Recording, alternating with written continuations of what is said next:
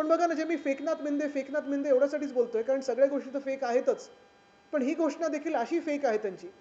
त्यांची घोषणा काय आहे, जर मी नीट ऐकलं असेल आणि तुम्ही पण नीट ऐका, ते त्यांच्या स्क्रीन व्हिडिओग्राफ पण आहे.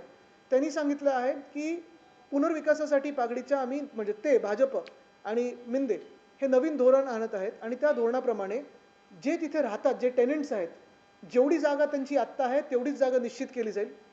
म्हणजे जर तुम्ही 10 बाय 10च्या खोलीत राहत असाल, जो काही पुनर्विकास स्वतः करता त्याच्याप्रमाणे 500 square foot, 560 square foot, 700 square foot, कोणाला 300 स्क्वेअर फूट, जे काही तुम्ही ठरवता ते होतं.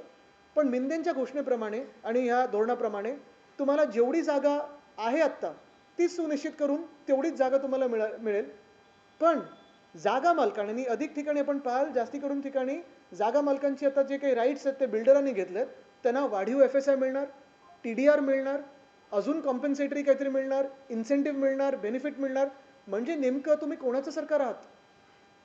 ह्या जागा मालकांची लॉबी तुमच्या सरकारमध्ये काही फंडिंग काहीच केले का त्यांनी किंवा काही वेगळ्या मार्गाने घुसलेत का?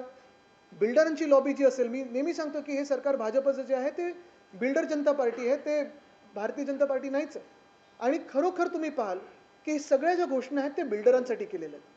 तर ही पागडीची घोषणा आणि आज आपल्याच माध्यमातून सगळ्या पागडीमध्ये राहणाऱ्या मुंबईकरांना मी विनंती करत आहे, की हे जे काही पागडीमुक्त मुंबई जे बोलत आहेत, मिंदे बोलत असतील, भाजप बोलत असतील, फसवी घोषणा आहे, बळी पडू नका आणि जे सत्य आहे ते जाणून घ्या. त्यांना तुम्हाला मुंबईतून बाहेर काढून टाकायचं आहे. ही खरी गोष्ट आहे आणि खरी परिस्थिती आहे.